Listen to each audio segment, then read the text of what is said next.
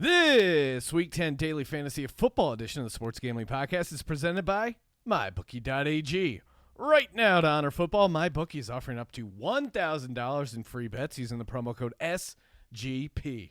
That's right, $1,000 in bonus bets on your first deposit when you use the promo code SGP. Play, win, and get paid at MyBookie.ag. We're also brought to you by Ace Per Head. Ace is the leader in pay-per-head providers, and they make it super easy to start your own sportsbook. Plus, Ace is offering up to 6 weeks free over at aceperhead.com/SGP. That's aceperhead.com/SGP. We're also brought to you by ExpressVPN. Looking to protect your online activity? Hide your location to avoid local blackouts? Check out ExpressVPN, where you can get 3 months free at expressvpn.com/SGP. That's expressvpn.com/SGP. Ooh, welcome everyone to the Sports Gambling Podcast. I'm Sean, stacking the money green with my partner in picks, Ryan, Real Money Kramer. What's happening, Kramer Dog? Greetings, Sean. Greetings indeed. We've moved the record time now to Monday afternoons. We're taping this pre-Monday Night Football. Where's your head at going into this big Giants-Cowboys game? I've fully convinced myself that the Giants are going to – I have a money line wager. Really? Yeah. A money line wager on the Cowboys coming off the bye week. That's way too much Jason Garrett time. Exactly. I wrote up a props column, which Okay. if you're listening to this, the game's probably over. It doesn't matter. I feel good, though. I feel good. Feel good. Head's in a good place. I'm kind of in a bad place. Deshaun Jackson now getting surgery finally tough. for the abdomen that's been bothering him. God, what a fucking nightmare. And they look so good that week one. And granted, it was against the Redskins, but those 50-yard bombs from Wentz, and now he's going to be out another 6 weeks. So hopefully he's around if we make a late playoff push. I don't know if they're going to end up moving him to IR, but the Eagles receivers have just been plaguing this season. Who knew this was going to be the linchpin of the Eagles season? Deshaun Jackson. I was high on Alshon Jeffrey. I thought Nelson Aguilar would be competent. I thought their second-round pick, J.J. Arcega-Whiteside, would at least be able to get on the field. Yeah. Matt Collins has not had a target in 5 weeks. I have like the same amount of targets as Matt Collins. And Deshaun Jackson played like 2 plays in the game and went out again. He has 1 catch. That's more than Matt Collins has in a goddamn month. Oh, you definitely used that with the conversation. That was a Tom Green conversation. Right? Oh yeah, this is my entire morning is just recapping. Just a bunch of Eagles text threads trying to figure out what we're gonna do with Deshaun Jackson.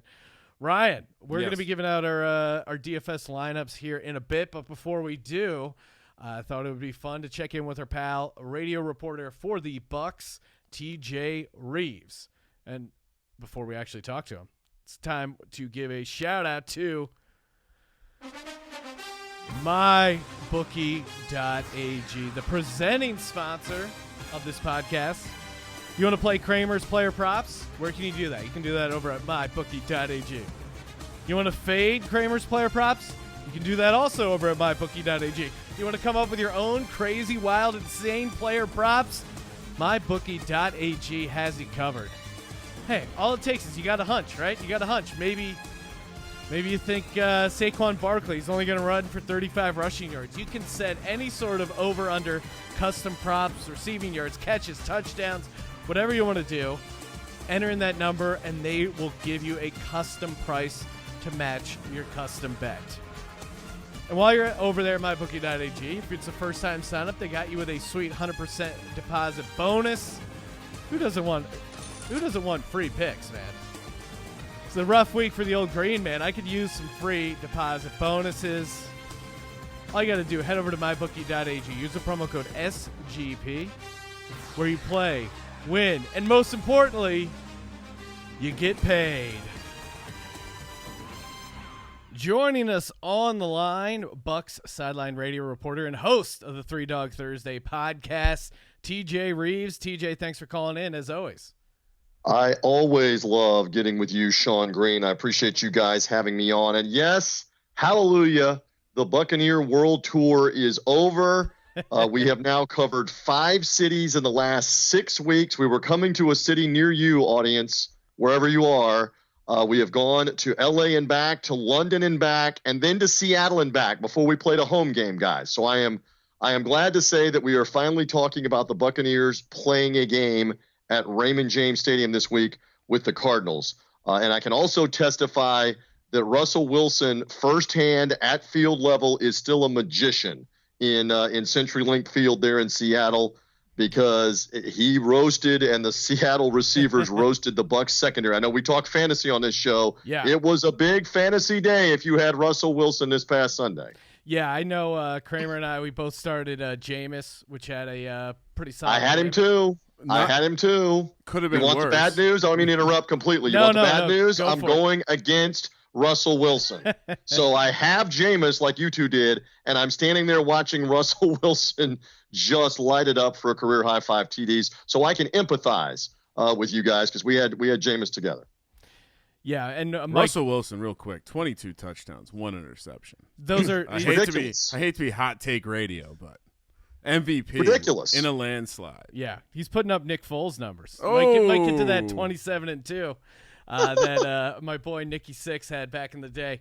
Yeah, we targeted this game when we were last week's DFS podcast, saying like, hey, you got to get involved in this game. These are two teams that their passing defense just isn't there right now, and two teams that have the ability to pass. So it seemed like a lot of points, and 74 on the total, so certainly got there. I know Kramer over here has a lot of stock in Ronald Jones from a fantasy point of view, and he kept complaining that Peyton Barber was getting touches. It seems like Arians has made an announcement as far as who is going to be the starter moving forward. Ryan, just like owning that Starbucks stock many years ago, your stock in Ronald Jones is about to pay off, my friend, because Bruce Arians says we're going to go more with the former USC star running back in the second half of the season. He did start the game in Seattle, runs tough, has a tremendous skill set in terms of agility and toughness. And so there's going to be more of Ronald Jones, just like the holiday decorations are going up everywhere. We're going to see more of the holidays and Christmas. You're going to see more of Ronald Jones, apparently, guys, for fantasy football purposes and otherwise. He did get the goal line carry in the first quarter of the game. He was in there on another goal line possession instead of Peyton Barber. That's a bit of a switch. They also like using the third down back, fun name to pronounce, Dare Ogunbowale. Ogunbowale got the touchdown late in the game on a 1-yard run, but they were running hurry-up offense. So most of the time right now, we suspect this is going to be Ronald Jones, including those all-important goal line touches for fantasy football, guys. I was hoping you were going to throw it to Sean to try to pronounce that name. I mean, as a common, granted, Sean, we are PhD level football consumers. Exactly. TJ's in that boat too. But even a layman could see in watching any Bucs game, Peyton Barber was like Ron Dane past his prime. He trips on the line of scrimmage, and that's that. Ronald Jones looks electric out there. I'm excited. I don't understand why Bruce Arians has this thing about young guys having to earn it. I feel like he did the same thing to David Johnson in Arizona for no good reason, but happy we got here. Well, and Jones had so many spectacular touchdown runs, and here we are now in the middle of his second season, and he basically was in mothballs last year. They did not use him. He was in the freezer. They just didn't go to him for dinner. Take him out, thaw him out, let's go. And so now you got a second half of the season. Let's see if we get an explosive run or 2 or 5 or something like that. I'm all about that with what this guy can do if you get him in space, get him a seam, get him a lane. He had one on Sunday against the Seahawks on a screen pass where it looked like he was going to get out the gate. He got about 15, 18 yards, something like that. And like the last Seahawk that could get him, got him on the ground, or it was going to be probably a 45 or 50-yard touchdown. So, again, Buccaneers do not have a shortage of weapons, as you guys both know, with him throwing to Mike Evans and to Chris Godwin. And if you get the tight end O.J. Howard back, the problem is we're equal opportunity on defense. Whoever they're going against, their receivers are going to score because we have stopped no one, especially in the second half of games. I mean, you would have thought that Tyler Lockett and DK Metcalf was like going against Jerry Rice and Randy Moss and Terrell Owens on Sunday, the way those guys kept making plays on the Bucs secondary, guys. So Well, yeah, Obviously that's something to keep an eye on as the season goes on. Buck defense got to get better. And perfect transition because you mentioned O.J. Howard. Oh, I thought we were about to talk about abs. I thought we were going to go with the T.O. Metcalf ab thing because I was going to say both workout warriors. He can give him a run for his money and driveway sit-ups, I bet. Well, and all I know is that dude at field level is big, like we're talking about T.O., big physical receivers. I'm not going to say he belongs in the category with Calvin Johnson. He is not as tall, but he is a big receiver and he will run by you. And you're right. He's got his six-pack has a six-pack, as everybody kept joking about those abs for DK Metcalf. Had 6 catches, 123 yards, the long touchdown. All of that was basically in the second half of the game. He had a 2-point conversion also on a catch early on in the third quarter of the game. So they like featuring him. And I know they're bringing Josh Gordon into the mix, but for right now, ride Lockett, ride DK Metcalf for fantasy purposes. They seem like the guys to go to. Gus Johnson checking in on DK Metcalf's abs. Oh, yeah. He's getting excited there. Now, here's the thing. As far as daily fantasy, one matchup we always look to, and this is key for you, or kind of perfect timing to have you on. We always kind of look to play the tight end that's going up against the Arizona defense because Arizona's been horrible at covering the tight end this year. But the Bucs tight end situation has been a real mystery. O.J. Howard out. Now it looks like he might be back. Cameron Brate, he was banged up. And then, some of the guys deeper on the depth chart, even Anthony Auclair or Tanner Hudson, we're getting a couple looks there. What do you have any sort of insight? I know this is early in the week. It's only Monday. The injury report's not out. But what if you were thinking of starting a tight end for fantasy on the Bucs? Where would you go? That's a great question because we don't know the seriousness of the O.J. Howard hamstring injury that has sidelined him the last 2 weeks. Has not played, sort of practiced on a limited basis last week, so that maybe indicates could play against the Cardinals like you were talking about. Cameron Brate injured his ribs in the second half of the Titans game a week ago. Basically didn't have a target, wasn't on the field a bunch on Sunday. So you mentioned the name Tanner Hudson. We love the sleepers, don't we? Yep. Sean and Ryan. Tanner Hudson is a very interesting second-year tight end, kind of out of the mold of Brate as a free agent, undrafted rookie free agent last year, on the practice squad last year. Made the team in August, catching everything in sight, and he did get a target in the red zone from Jameis Winston in the second quarter of the game and just didn't come up with the ball on a leaping catch attempt with a safety on him. Didn't come up with it. He's got good hands. That might be a sleeper play against the Cardinals, depending on Howard's health, because I don't know how healthy Brate is, and the Bucs are about out of tight ends. Yeah. So, again, the name is Tanner Hudson, Hudson. Tanner Hudson might be a sleeper on your waiver wire, boys. Are you guys are wiretapping my house as I was constructing. No bullshit, Sean. Teaser alert up ahead, but I may have a Bucs tight end in the that's slot. I felt like it was worth mentioning there. Yeah, and Hudson, I was going back and forth between Hudson and Auclair as kind of like a deep sleeper because you look at DraftKings, he's only $2,500, which is, if you know the price point, that is incredibly low. So interesting option there. I know, TJ, you I've been a guest on the Three Dog Thursday podcast. Much, awesome listen, awesome hang. They only pick dogs over on his podcast. Sean and I witnessed you be a guest on the show last week when you threw out my Virginia Tech Hokies. Yes. As a dog, and God. How did they not hang on and win that game? Easy cover. Great call by Sean on the Three Dog Thursday podcast. But they let Notre Dame wins like 2 of these games every year that they are not supposed to win to make everybody think they should be like college football playoff relevant, New Year's Six bowl relevant. How did the Hokies not get out of there with a win? They had them, but it's a great cover. Nice job on Three Dog Thursday. I mean, I tweeted this out, Sean, at Kramer Centric, but that game, that epitomized the entire 19 years of me being a Virginia Tech fan. Incredible hope followed by imminent failure. I knew this was going to happen. I figured they're going to play. First of all, Tech's not a good team this year. So anyone who wants to argue that Notre Dame should be in the playoff hunt, Get the fuck out of here. It was a potential flat spot. They did just get their ass kicked. The Dream Crusher spot looked very nice up until the very end there. But at the end of the day, I'm going to do it. I'm going to be that bitter fan. These refs, they cost me plus 715 on the money line. That's a big dog. With that roughing the passer call, it resulted in an interception. That's the game. But Ryan, I don't want to do it. That's as far as I'm honest to God think that you were going to get a call in Notre Dame Stadium under touchdown Jesus? Nobody gets calls in that stadium. It's happened that way for 60 years of college football. If you roll in there thinking that you're not playing the Irish and the refs, you're mistaken. Well, I texted Sean can attest to this. I texted him early in the game and I said, they're letting him play physical. This is good for the Hokies. And, of course, they let him play physical into that last drive. They realized, oh, no, we need to have the private school pussy Notre Dame fighting Irish win. Anyway, I don't want to be bitter. I'm bitter, but I don't want to be better. Real quick story. We talked on the Three Dog Thursday podcast last week about USC and Oregon, and I loved them. And I really loved them when they were ahead 10-0 on Oregon in the first quarter. And the problem is they played the next about 50 minutes of the game after the first 10 minutes of the game. So I'm in a sports bar.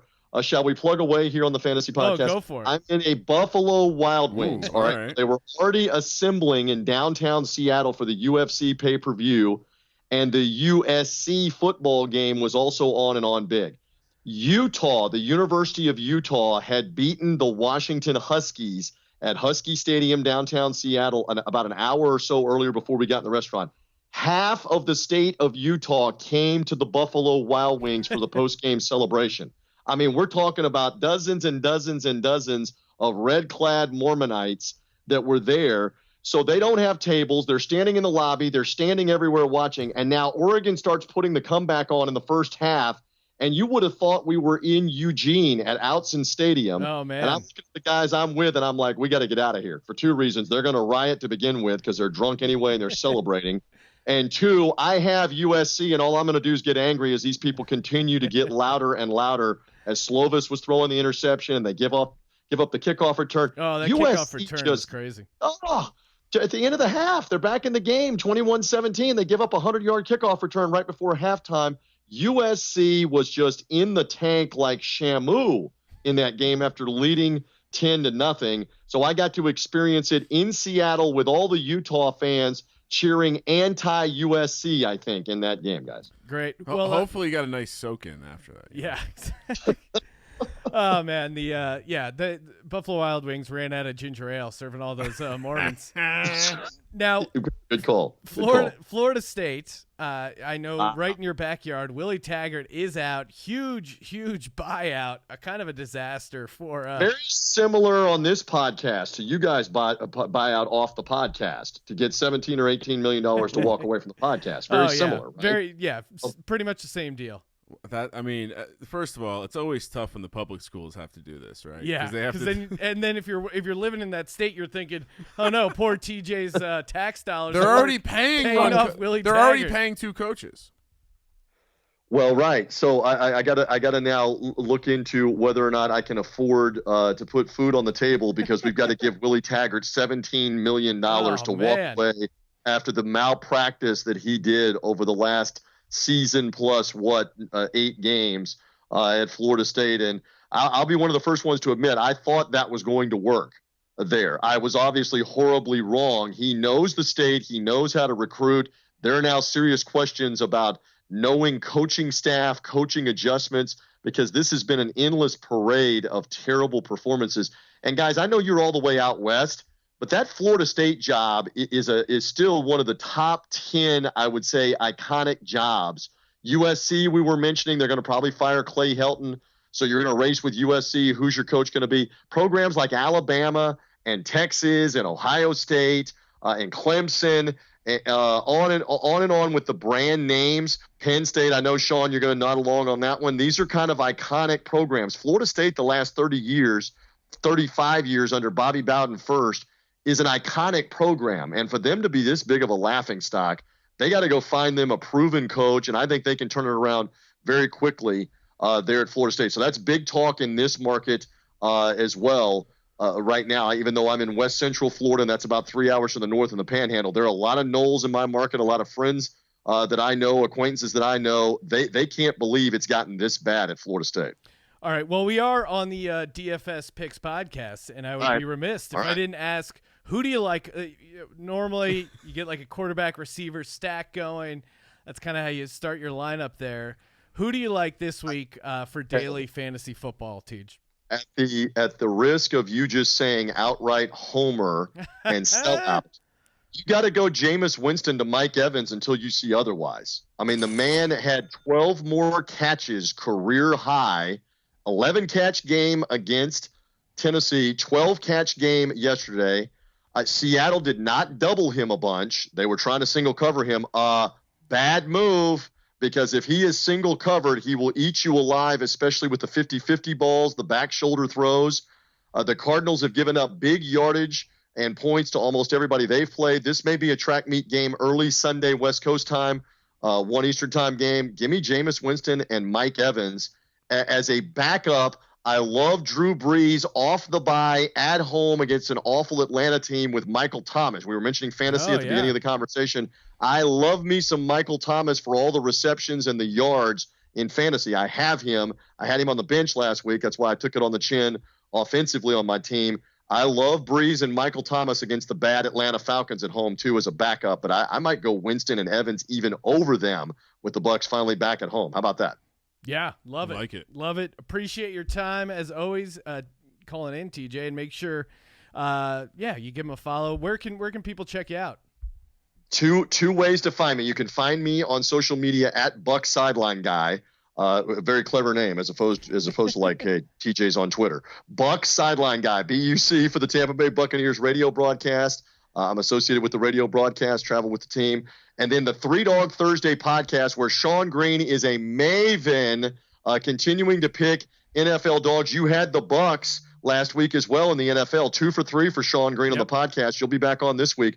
Three Dog Thursday podcast, wherever you find the podcast, iTunes, Spotify, Google Podcasts. Go to threedogthursday.com. We pick underdogs. I love 3 of them on Thursdays. It's for fun. College football, NFL.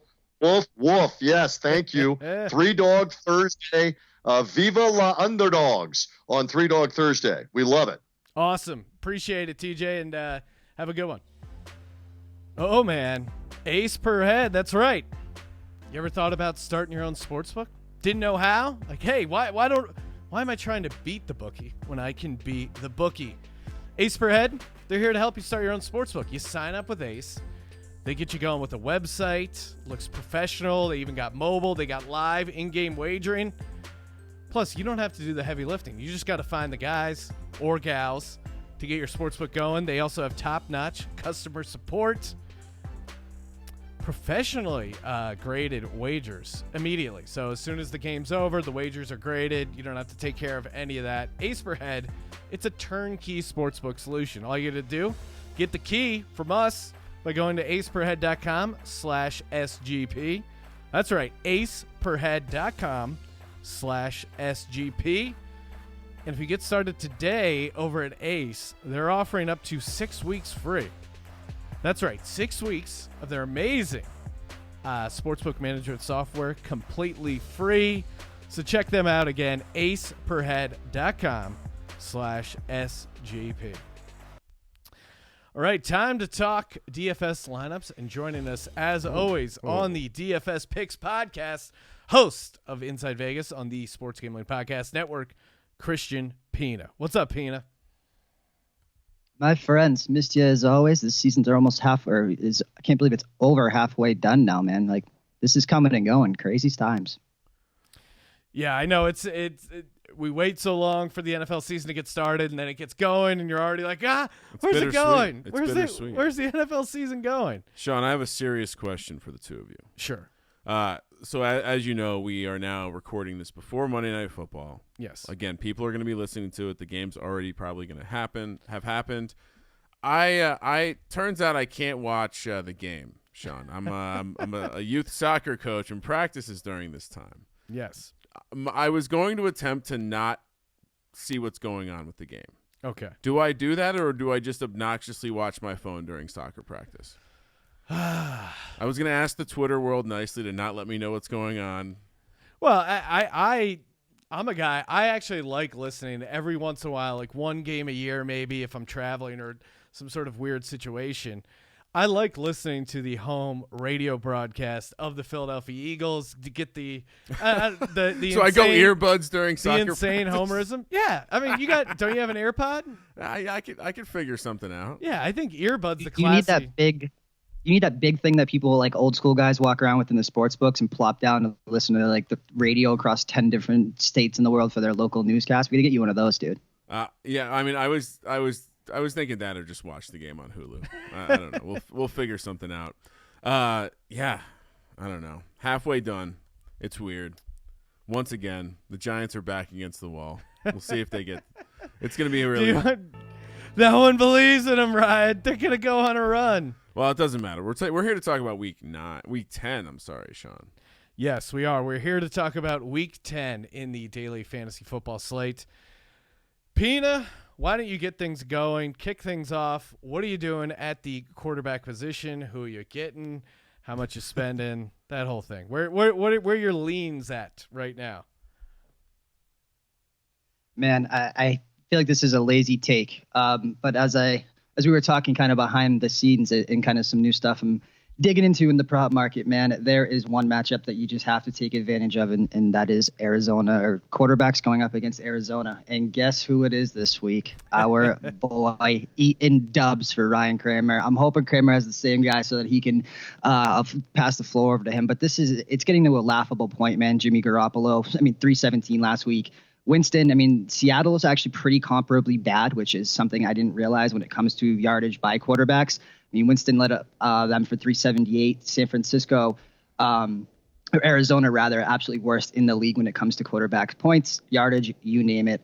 So we're just basically flip-flopping the matchup of Winston and Garoppolo, where Winston put up better numbers against a better defense in theory. I don't know how you look any other way at this price point. Yeah, he's the most expensive guy on the board, but it's getting to you got to have at least one lineup fading this Arizona team from quarterback and tight end if possible. You know what's funny, Sean? What? I had some time this morning, so I've made a couple lineups, and Jameis Winston's in one of them. But I feel like I take him every week, so I was like, Yeah. I'm gonna do the other lineup for the show. Oh, shocked. Well, and we just had the Bucks radio sideline guy, so he was definitely on Jameis as well. Trust me, I have some Bucks in my lineup, but for the quarterback position, I went right to that New Orleans matchup against Atlanta. I don't care that Atlanta's off a bye. I don't think that's a good thing. This Atlanta team is trash against the spread. They're trash defending teams from a fantasy perspective and in real life. Drew Brees off the bye. I think he has a monster game here, 67. And the fact that, how many quarterbacks? 4 quarterbacks are priced above him. Oh my God! I like Drew Brees in this spot. So give me Drew Brees, 6,700. Oh man, Ryan, I think I did the same thing. I think the 3 quarterbacks I really like this week in DFS are Jameis Winston, Kyler Murray on the other side, and Drew Brees. For this lineup, I'm going Drew Brees at 6,700. Yeah, he's at home coming off the bye. It's just too easy not to take him. And TJ Reeves made a great case for him. What's not to like about Drew Brees? Isn't it hilarious how much we can't quit Jameis Winston? Of all I feel quarterbacks. like this was a good time to take a slight Jameis break from officially put him in my lineup, but I'm going to be having him in some sort of a DFS lineup. You got to have a Winston Evans stack. Yeah. In one of the – you see the Millionaire Maker this week is $100, Sean. It's insane. Will you be entering? Yes, I will, Ryan. Yeah, me too. Oh my God! Okay, Pina. Let's head it over to RB1. What are you doing for your RB1? I am backing up the Escalade, folks, and I am doing this not even because of the player that he is. It's this matchup. Oh, sorry. Is that the first one for a new drop? I like it. Yeah, we have. So there's a couple new drops, but this one is randomly Skip Bayless. I am back. What it do, baby? He's talking about what it do is the best part. Yeah, he's talking about Kawhi Leonard, but I meant to hit. Now this one also has backing up, and that's why. There we go. When you get the Brinks truck out, you got to get the sound effects. So there you go. Who you unloading on, Apina? Backing it up with Saquon Barkley. Yes. Do I hate the fact that he just had a great game, coming back off that injury, 10 targets, man, 28 points at this price point at 8,900 or 8,800 this week. It may limit you, but when you look at this matchup, I mean, think about this there's the Jets are the second worst team in the league when it comes to their percentage of passing yards that they allow to running backs. Now, there have been, they haven't played the greatest in competition in that role, and they're still second worst. Saquon, remember, he's a top 5 running back in the league. I know he had a good game last week. This is the ceiling game for Saquon. One of the best matchups on the board. You got to pay up for it, but I am at 8,800. Kramer? Sean? Yes. Devin Singletary. Ooh. We saw what he did last week in a nice matchup. Guess what? Now they get Cleveland. How did Denver look running the ball against them? Oh my God. Philip Lindsay had some opportunity, and there were a lot of yards they lost to holding penalties. That's true. Devin Singletary, I think if you're a Bills coach, you have to see the fact that Josh Allen cannot be relied on all the time. I think they finally have their guy back. He got 20 carries. This could be a massive volume play, and he's only 5,000 here. So Devin Singletary, 5,000. I know traditionally, we like to fade guys coming off huge games. Yeah. And Christian McCaffrey's coming off a 40.6 game, but he's going up against the Packers. Yeah. The Packers are just the best team to run against for a physical guy like McCaffrey, a guy that's tough to tackle that can also catch passes out of the backfield. Like, he's $10,500, but I think he's still like a good deal against Green Bay with this Carolina offense coming in. Like, they're just going to get him like 35 touches. I just don't see how he doesn't have another massive game. This guy's dark horse MVP candidate. And yeah, normally you'd want to fade him coming off a big game, but every game is big for this guy. I've been so impressed with Christian McCaffrey. So yeah, it's $10,500, but yeah, give me Christian McCaffrey. Pina, who's your second running back? Spending a lot of money on running backs this week. Not quite an escalade, but as we touched on all season, Mark Ingram looks skinnier, he looks faster, and he looks better. And when you look at this matchup, road guy, same as Saquon, who cares? Cincinnati wants no part of playing football right now. They have basically just given up on the year, telling Dalton to take the rest of the year off because they can't protect him in an offensive line, and maybe that moves 3 years too late. But I want a piece of fading the Cincinnati team. Traditionally, a huge kind of get-up game for Baltimore off the bye against New England. Maybe it is good to go against that. Maybe it's not. I just don't think it really matters because, maybe they don't cover a 20-point spread or whatever it really should be, but they should have their way, blowout fashion. Ingram gets the late work and the early work and both mop up and getting to that point. So Mark Ingram, $7,100 against one of the worst defenses against the rush in the league.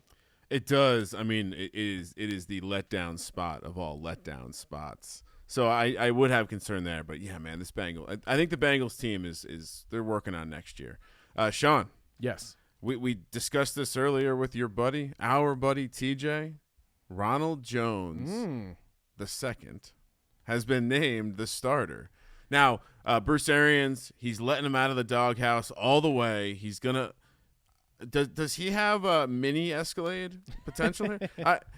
I'm with Pina 100%. You got to fade the passing game when it comes to Arizona, but I would argue that the run defense isn't far behind. Yeah, and I think once Arians figures out who his guy is, he goes all in with that guy. So in the first game, he gets announced as the starter. I've been yelling at the TVs all year about how he clearly looks more so electric much better than Peyton Barber. He's only 4,300, Sean. You got it for that price. You got to get him in there. Ronald Jones the second. Well, Ryan, I'm gonna copy your other running back play with Devin Singletary. They're going up against the Cleveland Browns, going into Baker's house. Sad mustache Baker. Oh man, I was loving all the different reactions to like what Baker looked like with that sad mustache. He just looks like it's just a broken man. He looks like a Japanimation in human form. A sad Japanimation in human form. He does. He looks like like John Candy almost from Planes, Trades, and Automobiles. Wow, he's not that heavy, but I mean maybe Freddie Kitchens has the stand-in role for John Candy, and he looks like him. This Cleveland team is just clearly There is no fight left in Cleveland. I feel horrible for the fans. They got suckered into believing, and it's unfortunate. You But feel bad? yeah, a little bit. I mean, Cleveland is. I feel like they have good sports fans, but they just keep getting kicked in the nuts year after year. Just a little advice for those fans: don't start running your mouth when someone offers the world a Cleveland. I will take your Cleveland future bet. Don't start running your mouth then. Bad luck. They are worst dumpster fire in the NFL. It is certainly some hot garbage, especially when you compare it to the expectations. I mean, teams, like the Giants are really bad, but we knew they were going to be bad Sean. coming in. Teams like the Jets, they're bad, but you kind of knew they were going to be bad. 9 was their win total, Sean. 9. They could be the greatest underperformance on the win total, I think, across the board. That'll be an interesting number to take a look at coming up here. All right, kicking things over to the receiver spot. Pina, what are you doing here? Man, Ryan touched on it for a second, but I don't know that there's a better matchup or even close when we talk about Michael Thomas and this Atlanta team and what just how the mighty have fallen, right? I mean, Drew Brees back, stock was down on Thomas. Now the price point, you even get a little bit of a discount when you talk about just how bad this Atlanta team is against, receiving and passing, but specifically receivers.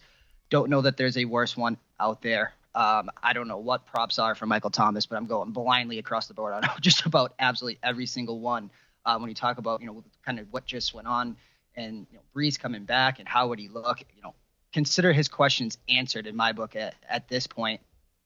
Saints on a dome at home. I don't know how you don't, 8,300. Yeah, I mean, Atlanta is second worst, according to DVOA, at shutting down number 1 receivers.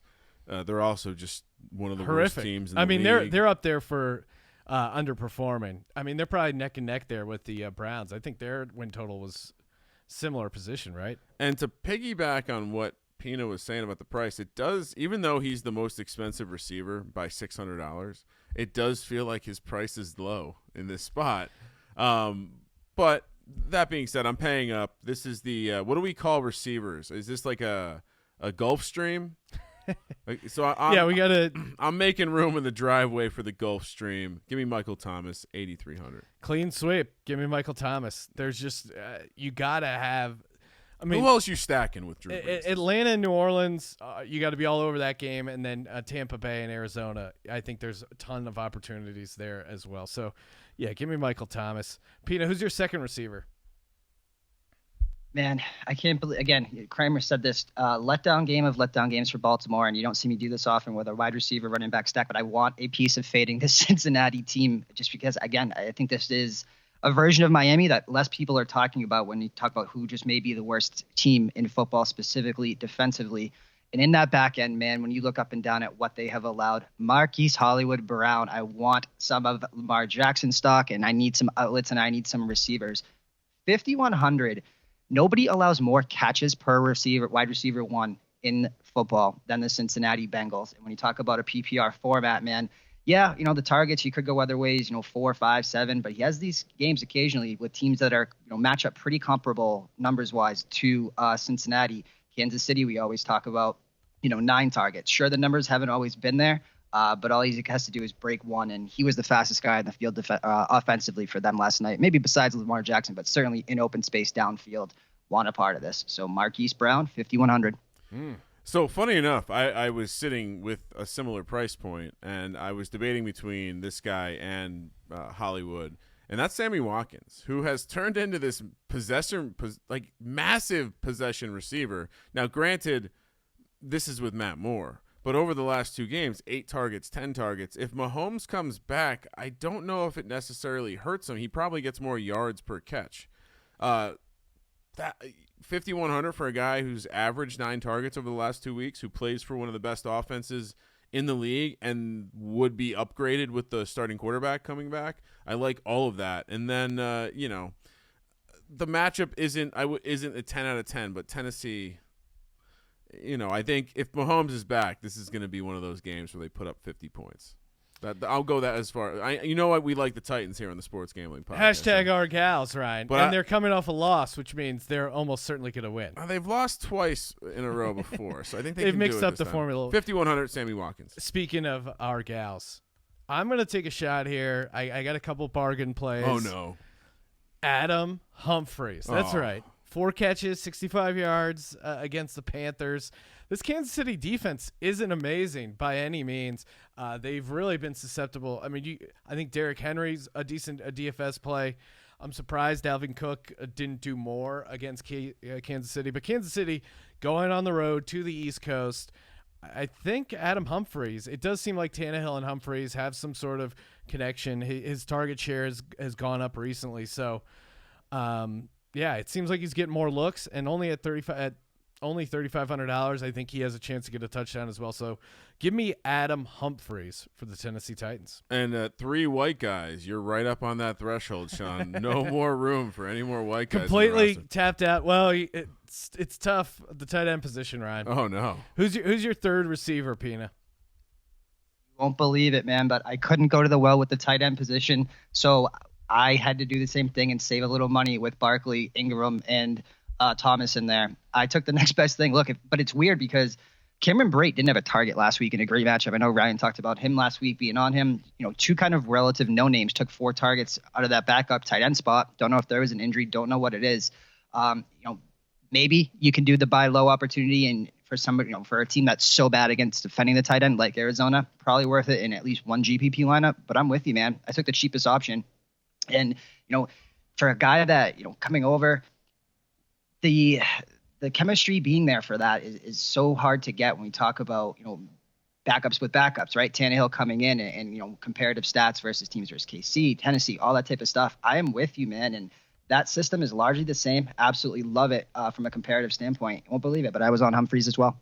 Oh, wow. Wow. Oh, my.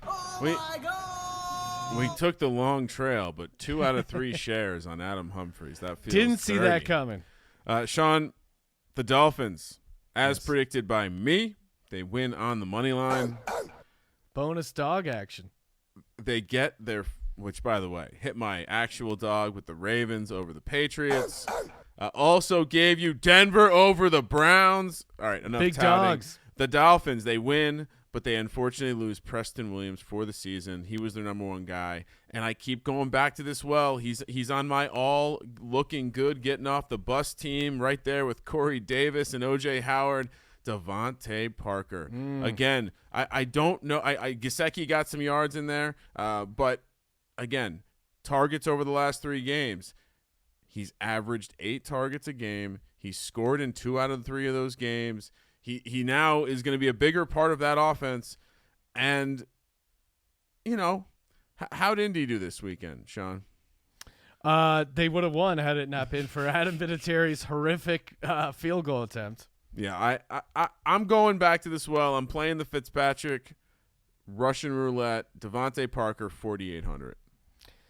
Okay. A number 1 receiver for 4,800? Yeah, there's certainly a solid case you made there. I'll probably be throwing the ball too, We were just talking about backups matching up and how that kind of maybe they have a different favorite receiver, how that impacts target share. I think one guy that's benefiting from an increased target share in Pittsburgh, not necessarily Juju, who's been down a little bit post Big Ben, but give me James Washington coming off 4 catches, 4 targets for 69 yards.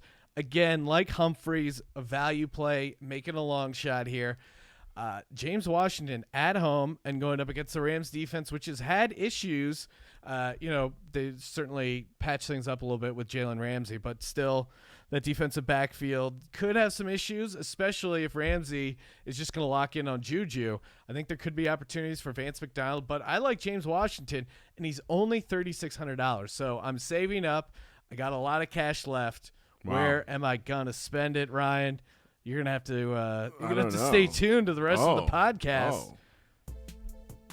But before we get to Pina's tight end, let's talk about new sponsor, ExpressVPN. That's right. You ever wanted to be able to watch every NFL game this season, no matter where you live, and you want a little workaround for half the cost? Enter ExpressVPN. That's right. If you got ExpressVPN going and you got the international Game Pass, you can spoof your location and then get the international Game Pass. Stream all the games for just $125. I've actually used ExpressVPN a ton. It's simple, easy to use. Even if you're not super tech savvy, how do I use a VPN? It's very simple. They got like an app on your phone, or if you on a laptop, it's pretty easy. And then they even have it built in for like if you have the Fire TV, that kind of stuff, Apple TV. And again, let's say you're in the sports gambling world. Maybe there's some online activity that you want. You want network data encrypted. You want it secure. You want it safe from hackers or other people that may be looking into your activity. Whatever your situation is, ExpressVPN, that's the way to go. I use it. It's simple. And again, I was always hesitant to use a VPN because I thought like, oh, it's going to slow it down. Shit you not. I turned on ExpressVPN, tested my internet speed, turned it off, tested the internet speed, exactly the same, upload and download. So expressvpn.com, give them a shot. expressvpn.com/SGP. 3 months free. Give it a shot. Maybe you got some blackout thing you're trying to work around. Whatever it is, try it out for 3 months. It's completely free. expressvpn.com/SGP. And yeah, 3 months free with a 1 year package. So give them a shot over at expressvpn.com/SGP. Sean, also important to make sure you use a VPN when you're at work doing some things. So, you got the one Chrome screen that's for the not work stuff, and then you got the Chrome for the work stuff. Yeah, I mean, again, if you're look at you talking virtual private network, Sean. If you're in a situation where you want to maybe work around location stuff, I can't speak for every situation, but hey, give it a shot. See if as far as VPNs though, ExpressVPN. It's important. It's important to have privacy on your data, Sean. Exactly. Well, we got some public data, and that is where is Christian Pina taking his tight end this week? Man, I wanted to let you finish, but I can speak from experience for a guy who does deal in those dwellings. Let me tell you, you'll never find a better asset to you than a good VPN. So I can co-sign that one as well, man. Look, this is I went big at the top. Now I got to save money. I can polish this up as much as I want to. Like I was talking about with a guy like Bray, little bit of a buy low opportunity going up against the second worst team, like besides Arizona, we always talk about with a tight end, and that is Charles Clay. Now, yeah, is this kind of a shot in the dark? Sure. The matchup fits the bill. And look, 2 weeks ago had 12 points against another team that doesn't traditionally cover tight ends that great this year, especially with the Saints. So going back and forth, man, I had to save up for it. I tried to at least do one lineup that did have a Braid in there. I think you could take a couple different stabs with that Tampa lineup that we always like to go to, or with the going up against the Arizona one. But for me, those are the top two up there. I know Ryan's going to talk about the love affection he has for teams that don't cover it, but I took a shot here. Charles Clay at 2,900 in the second best matchup on the board. Well, Sean. Yes. I already threw out Ronald Jones.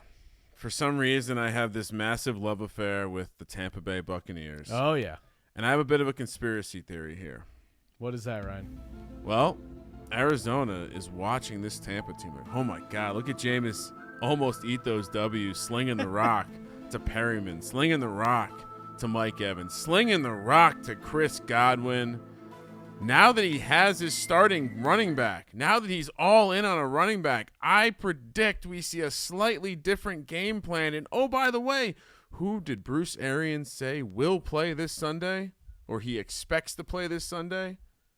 All-world tight end O.J. Howard. We've been waiting for it all year. Granted, if he does not play, we discussed this with T.J. Reeves, you can totally pivot onto the backup to the backup, as Pina. When Pina said backup tight ends on tight ends, I thought we were talking about a new publication he was involved with. We could go. The pivot would be Tanner Hudson for 2,500. So we have room there, but I am all in on this O.J. Howard prediction. I think this will be maybe a more popular GPP play than I'm going to let on right now. But remember, keep an eye on that injury report. Keep an eye on the injury report. As Pina pointed out, these are the two worst teams defending the tight end in the league going head to head. Arizona, 9 touchdowns in 9 games they've given up. 9. It's not regressing. And they've given up almost 800 yards in that same time frame. So it's time to roll what's a tight end? What do we call a stud tight end? Ford Raptor. Yeah, okay. How about I was going to go How ATV. about we just go with Gustavo? So we have a series. I don't even know what that is. Oh, I'm just making a reference to folks that it's a West Hollywood reference, Pina. Don't worry if you don't get it. Yeah, I'm completely lost. The tight end, he's getting polished off. They're taking him for a drive. OJ Howard, 3,300. Well, Ryan, I already did the pre-pivot. I already have a unparalleled, unprecedented fourth white guy in my lineup. Oh, no. Do not recommend this, but give me Tanner Hudson. Oh, Sean, the pre-pivot. That's how you get someone pregnant. Tanner Hudson, the pre-pivot. You got to watch about that pre-pivot. I mean, really, there's no plan B when you pre-pivot. And that's kind of true. I am boxing myself in. I'm locking myself in on this pivot at 2,500 because you're not going to have a lot of options. However, Tanner Hudson, he's young, he's athletic. You heard how excited TJ was when we mentioned spinning away from OJ Howard. Tanner Hudson actually second in in receptions in the NFL preseason. This is a breakout game. He's a guy who has a goatee. I used to have a goatee. I think there's some kinship there. So give me Tanner Hudson at $2,500. Never want to admit that, Sean. I know it's the millennials don't even know what a goatee is, Ryan. Ryan was also a owner and operator of a goatee. Pina, I've forgotten those years. What do you do with your flex spot? A lot going on there. Look, track meet. You have a team in Atlanta who I just talked about how bad, how low I am on them. But guess what? In theory, if you're going to have a high scoring matchup with one team projected to kind of blow the doors off of them, at least offensively, you want some of that other side. You need that makeup. You need that garbage time. Calvin literally leaving the game with a concussion, obviously recording this early. Keep an eye on that, but did come back after, got the all clear. And while I would love to, in theory, have a lineup with Michael Thomas and Julio, you're getting a pretty good price on a guy that should see, some of the most attempts of the year from Ryan and kind of all that type of stuff that goes into that comeback mode. And currently at 5,400 is probably one of my favorite values on the board this week. Oh, I like that. I do think there's going to be some points had in that game. But Sean, if you're keeping track at home, you're like, whoa, Ryan, what are you doing with all that money? Sean, yes. What am I going to do with all that money? Fine, I'll do the manual sound drop. Boop. Boop. Sorry, it's a new sound drop. I'm overloaded in sound drops. There you go. Where are you dropping it, Ryan? Well, I almost went Saquon Barkley at a very reasonable 8,800. But why do that? Why not put Christian McCaffrey in your lineup every week? It's insane, right? All he does is score ridiculous. Sean, outside of the Tampa Bay game where he was shut down for 7.3 points, he only has one game where he hasn't scored 30 points, and that was 21.7 points. You're paying up for it. That's fine. It's a 30-point floor, Sean. It's a 30-point floor. And it's against Green Bay, who just it definitely a bounce-back spot there, but McCaffrey, if you look at any metric, one of my favorites is how the snap breakdown for running backs, right? It's always interesting to see who's getting the snaps, who isn't. Christian McCaffrey's still getting north of he got 86% of the snaps last game. So, and that was a game they were leading. It just seems like their game plan is him. So, Christian McCaffrey, 10,500, Sean. You can save $1,800 going Barkley this week. That's insane. But would you do it? But the Clearly Jameis lineup has Saquon in it. So, but it's slightly different. But in this one, I don't know how you don't put McCaffrey in every lineup. Ryan, you also did the unthinkable and put a big money purchase in the flex spot. You hit it. It's like the it's like the M3 hidden under a nice little tarp. Ooh. You're like, what's in there? Time to throw off the tarp and unveil. Mike Evans at home, $7,600. I I tried to play Godwin last week, but Mike Evans just seems to be the guy. Jameis didn't throw an interception last week. He's back home.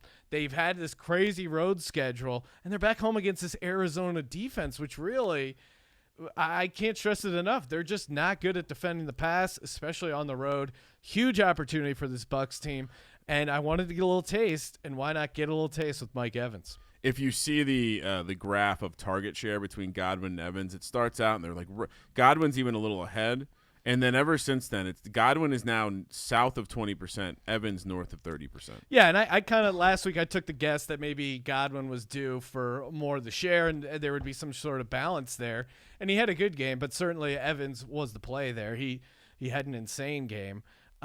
So yeah, I'm not going to fight it. I'm going to ride him. Also coming off a big game, but I just don't see how he doesn't deliver here at home against Arizona's defense. I like it, Sean. Pina, close things out strong. Who is your defense? Again, early in the week, I don't really have a pivot for you because I have no money left. I'm not even going to try to polish this one up other than to say the Tennessee Titans quietly, their sacks are out of this world every single week, man. 3, 4, 5. They get after a quarterback, man. And yeah, maybe it's Mahomes. Maybe he's a little bit tentative to, holds the ball a little bit longer than normal. So, look, I know that this one could go south quick, but at the end of the day, again, trying to put Barkley, Ingram, Thomas, and Ridley in there kind of strap me on defense, and I really don't hate it. At least they're at home, and they're going to get you 4, 5, 6, 7 points as a floor. So I'm fine with it, man. Tennessee at $2,000 to close things out.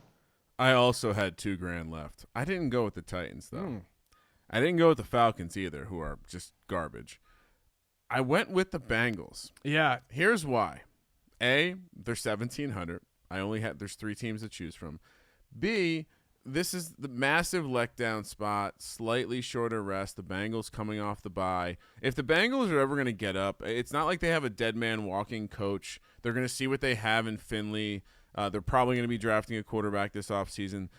This is the time where I could see a random – hey, the Bengals lost by, 6 the first go-around in Baltimore? This is going to be a weird spot. Circle this one. Do you have the spread in front of you, Pina? Circle this one because Bengals might get something going on here. I could see some turnovers. Yeah, and they kind of hung around in that Baltimore Bengals game earlier in the season. That's what I mean. It was a 6-point game. And they made some special teams. I think they had did they return for a touchdown? What worries me is the whole Finley angle from a betting perspective. Yeah. But I definitely there's a bunch of interesting situational spots this week. One of them is this Baltimore letdown on the road against Cincinnati, a team they've already beaten this year. Yeah, I was with Pina. I took the Titans at home against Kansas City. It, again, feels like a good letdown opportunity for the Chiefs. Emotional game-winning kick, and then you got to go on the road to the East Coast there. I could see it being a little tough for Kansas City. If Mahomes does play, maybe he's not quite as mobile. He's had games where, before he got injured, he had lost back-to-back games at home. I'm not saying Matt Moore is better. Maybe it could QB controversy in Kansas City. I don't think that's the case. But I do think there's a scenario where Tennessee, a very physical team, keeps Kansas City's offense off the ball by running Derrick Henry, by pounding the rock, and by getting easy completions to Adam Humphries. So, again, I didn't have a ton of cash, but at $2,000, at least you're getting the defense at home, as Pina points out. So. And I would say they've shown that at times they're a legit defense. And would this be shocking if Tennessee played a close game here? No, I don't think so. Derrick Henry has 200 yards and 4 touchdowns. Yeah, it would not be shocking at all. All right, guys, before we close things out here, what are we doing on the waiver wire, Kramer? Oh, well, what aren't we doing on the waiver wire, Sean? Quarterbacks.